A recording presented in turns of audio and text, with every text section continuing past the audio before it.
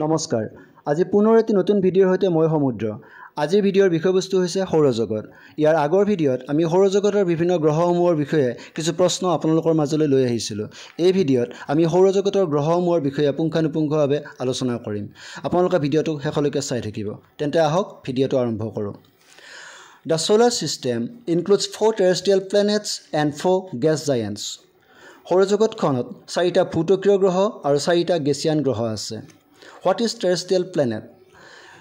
They are composed of mostly rock and metals. They are Mercury, Venus, Earth and Mars.